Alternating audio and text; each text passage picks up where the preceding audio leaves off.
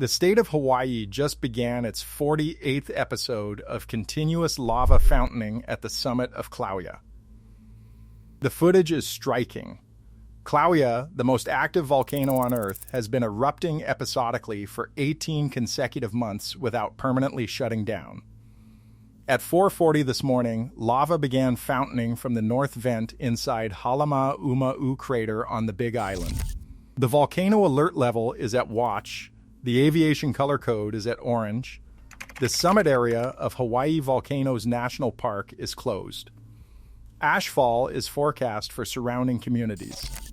Pele's hair strands of volcanic glass thinner than human hair is being carried into the wind right now. 29 precursor lava overflows were counted from the south vent in the 36 hours leading up to this morning. North vent overflows began at 3:45 a.m. Summit deflation started before dawn. Tremor climbed. This is the summit eruption that has produced 47 distinct fountaining phases since December 23, 2024. This is the volcano that destroyed more than 700 homes in the lower East Rift Zone in 2018 and reshaped the coastline of the Big Island. It is no longer pausing. But here is the detail that tells the real story. The Hawaiian Volcano Observatory, the USCIS field office that has watched Kīlauea 24 hours a day since 1912, has not been caught off guard. They have tilt sensors, they have seismometers, they have gas spectrometers and high-resolution monitoring cameras trained on every vent. They have forecast 47 prior episodes in this eruption alone. They raised the volcano alert level to watch on May 30th, 38 hours before the official onset. And on May 31st, they published a sentence that landed quietly compared to the headline alerts. Their words, there is potential for ashfall into surrounding communities from this episode. The communities downwind of Kīlauea know what that sentence means. The residents of Pele, the schools in Volcano Village, the families on the Ka coast running rainwater catchment systems that supply their drinking water, the pilots routing flights through the airspace above an Aviation Color Code orange volcano. They have all been watching the precursor activity build for 3 days. They have all been waiting for one thing, the wind direction this morning. Because the lava is staying inside the crater. The ash, the Pele's hair, and the volcanic gas are not. For 18 months, Kīlauea has fountained in pulses episode after episode, all inside the same crater. 47 times the pattern has held. The 48th began at 4:40 this morning. And this morning, the wind has not yet decided where to drop what it is carrying. This is how it happened. The 48th precursor sequence began 6 days ago. On May 28th, the north vent at the bottom of Halemaʻumaʻu started spattering small bursts of glowing magma every few minutes. The Hawaiian Volcano Observatory noted it. The summit was inflating. The chamber underneath was filling. On May 30th at 5:41 in the evening, the south vent did something the north vent had not done in this cycle. It started overflowing. Sluggish lava pushed out of the rim and traveled about 100 meters before stopping. 5 minutes total. Then again at 6:27. HVO raised the volcano alert level from advisory to watch. The Aviation Color Code was raised from yellow to orange. By dawn on May 31st, the Hawaiian Volcano Observatory had counted 29 separate precursory overflows from the south vent. Spattering continued at the north vent through Saturday night, through Sunday, through the early hours of Monday morning. By 3:45 a.m.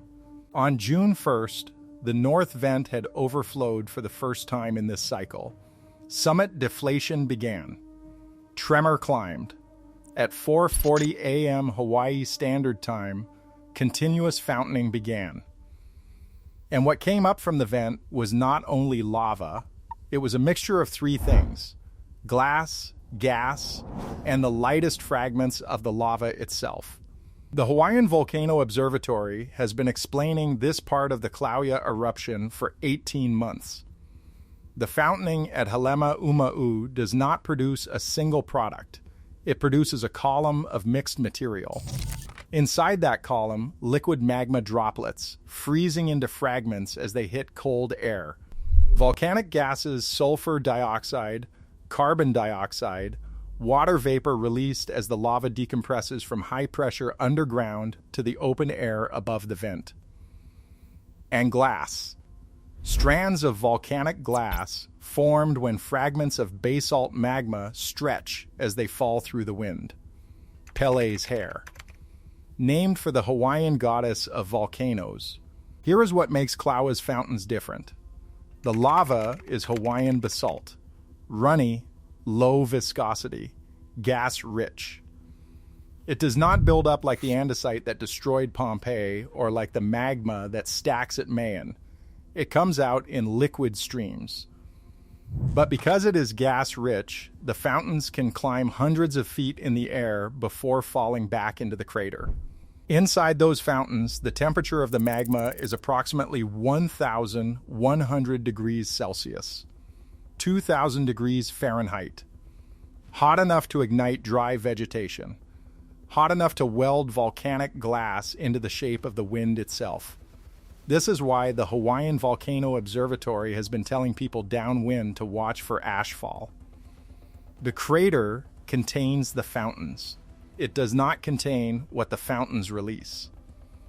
To understand what is actually happening under the surface, look at where the magma is coming from. Kīlauea does not sit above a subduction zone like Mayan.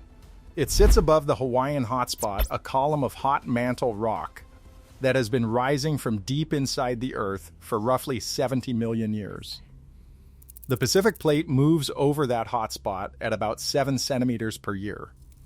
Every island in the Hawaiian chain, Kauai, Oahu, Maui, the Big Island was built by the same hotspot when the plate was in a different position. Kīlauea is the youngest active volcano in the chain. It is the part of the plate currently sitting on top of the column. In recent months, satellite ground deformation data has shown the summit chamber filling and emptying in pulses inflation, then a fountain, then deflation, then refilling. The eruption you are watching on the surface is the chamber breathing. Here is what is not making most headlines. There is a place inside Hawaiian Volcanoes National Park called the Footprints Trail. In November of 1790, an army of Hawaiian warriors loyal to the chief Kewekuahu'ula was crossing the desert south of Kīlauea on its way back from a campaign. A column of volcanic ash and gas surged from the summit. It moved fast across the desert floor. By the time the warriors saw it, the heat and the gas were already on top of them. At least 80 of them died where they stood. Their footprints, the last steps they took before the surge hit, were preserved in the wet ash as it cooled and hardened. 236 years later, those footprints are still there. Tourists hike out to the trail to see them. They call this stretch of desert the Pompeii of Hawaii. The volcano that produced that surge in 1790 is the same volcano that is fountaining at 4:40 this morning. And it is still not over. The Hawaiian Volcano Observatory has not lowered the alert level. They have not announced an end to the episode. They have not even announced an estimated duration. The lava is still fountain. The tremor is still elevated. The summit is still deflating. Pele's hair is still in the wind. The question now is not whether episode 48 is happening. It is. The question is not whether ash is reaching surrounding communities. The HVO has already said it will. The question is whether the people who live downwind, downhill, and downstream of this volcano, the residents of Pele, Volcano Village, Hilo, and the Ka Coast, are watching the same monitoring feeds the world just opened. The footprints in the desert south of Kīlauea are still preserved in volcanic ash, 236 years later, as a warning. The lava is inside the crater.